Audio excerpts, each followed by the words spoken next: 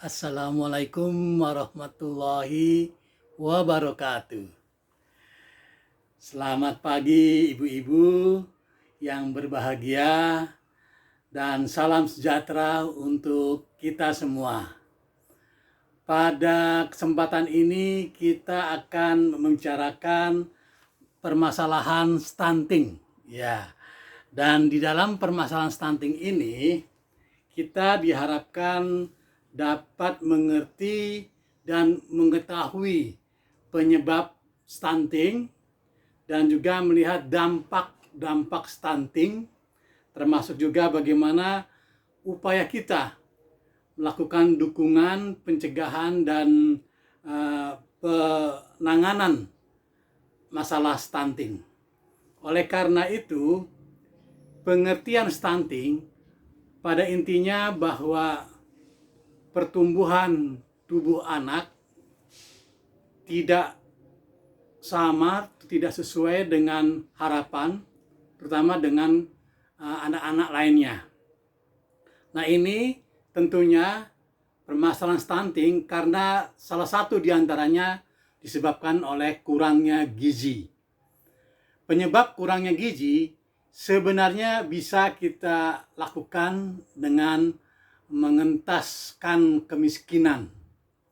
Di sini kemiskinan tentunya harus sama-sama kita lakukan upaya pendekatan yang komprehensif, baik dari pihak keluarga, masyarakat, dan bangsa kita sendiri, negara kita untuk memikirkan itu. Negara sudah menjamin di dalam Undang-Undang Penanganan Kemiskinan. Oleh karena itu, ibu-ibu sekarang ini insya Allah ya, kalau kita bisa kerjasama dengan melakukan upaya pertemuan rutin, pertemuan untuk peningkatan kemampuan keluarga ini ya, akan merubah pemahaman, pengetahuan, dan yang selama ini kurang bahkan tidak mendukung pertumbuhan perkembangan anak. Oleh karena itu, pada kesempatan ini saya berharap kita memahami tentang permasalahan stunting. Stunting itu sendiri banyak sekali dengan kita yang usianya sudah di atas 20, tetapi pertumbuhannya masih seperti anak usia 10 tahun. Padahal dia sudah berumur. Nah, ini banyak faktor penyebabnya. Kurang gizi, lingkungan, terutama kesehatan sanitasi lingkungan yang kurang sehat, apalagi tidak ada jamban untuk buang air besar maupun air kecil. Ya. Karena kesadaran masyarakat kita masih kurang. Nah, ini banyak ya dialami di masyarakat kita, terutama di Indonesia ini, mulai dari Aceh ya sampai ke Papua. Itu masih budaya yang kurang mendukung, kurang kondusif terhadap perkembangan dari upaya melakukan pencegahan terhadap stunting ini.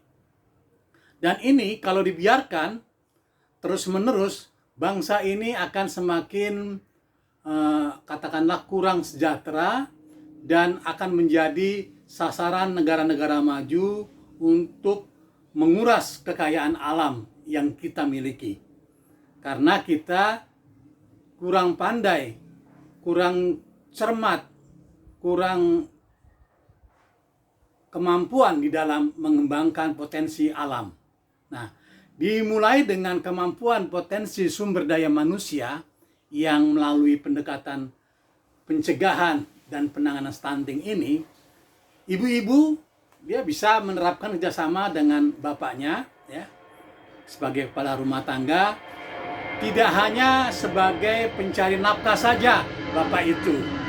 Oleh karena itu diharapkan kelak keluarga bahagia, keluarga sejahtera itu sangat diharapkan bisa terjadi dan berjalan dengan secara sewajarnya.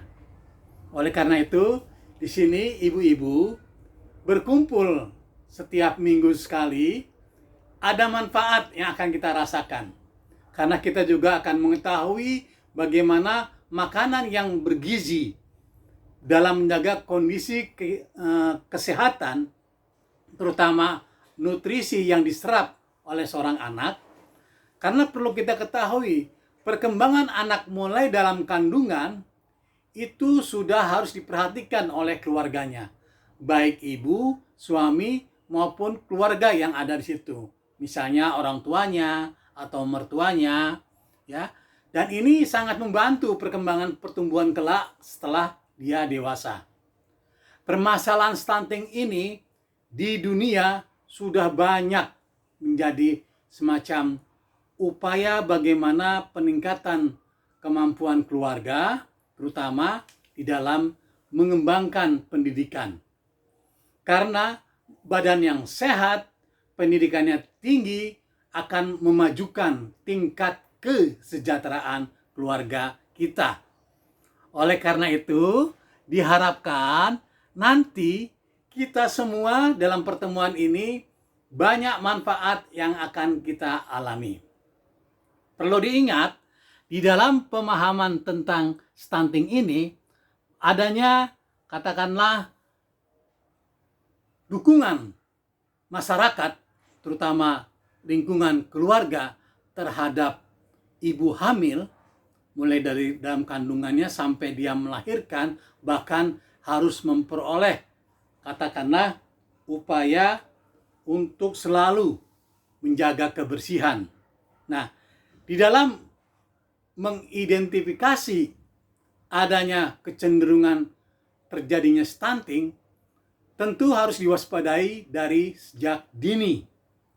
Oleh karena itu, bayi yang lahir pun semestinya sampai usia 6 bulan itu selalu diberikan ASI, air susu ibu eksklusif.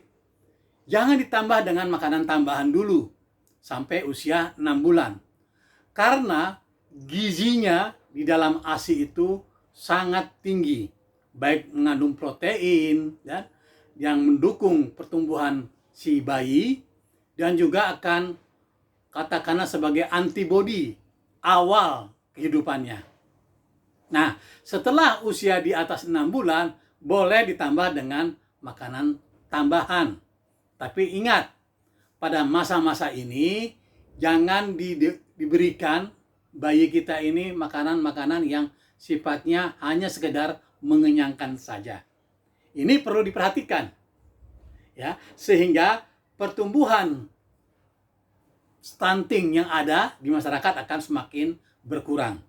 Baiklah ibu-ibu, di dalam pertemuan kali ini kita nanti akan membahas lebih mendalam, dan saya pikir kesempatan kali ini mari kita dapat membaca bahan bacaan yang telah diberikan, ya. Nanti sampai di rumah dibaca-baca sama suami, sama keluarganya, dan juga mungkin ada mertuanya untuk mengetahui lebih banyak tentang masalah gizi dan masalah kesehatan. Baik, sampai di sini dulu pembahasan kita di awal ini. Untuk kita lanjuti nanti pada pertemuan berikutnya. Ada pertanyaan ibu-ibu? Baik, kalau memang sudah paham, nanti akan lebih mendalami lagi setelah membaca bahan bacaan yang telah saya berikan tadi. Sampai sini dulu ibu-ibu. Terima kasih atas segala perhatiannya. Mohon maaf kalau ada hal-hal yang kurang berkenan. Billahi taufiq wal hidayah. Wassalamualaikum warahmatullahi wabarakatuh.